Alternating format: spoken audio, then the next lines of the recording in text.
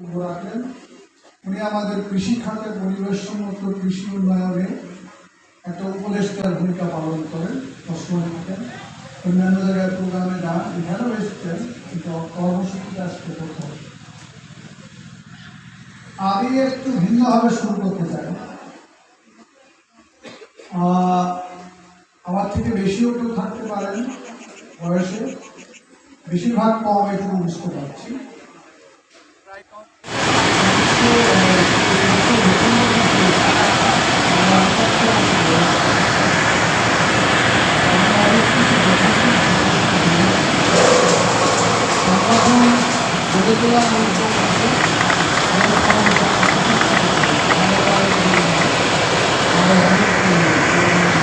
দেড়শো জন ব্যক্তি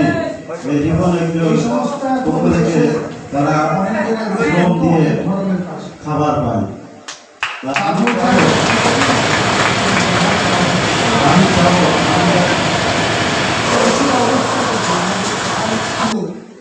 আর এখন কোথায় আসি এই বিষয়টা একটু আমাদের জানা বোঝা দরকার। 1960 সালের আগে এই দেশে কোনো কীটনাশক সার বা রাসায়নিক সার, কীটনাশক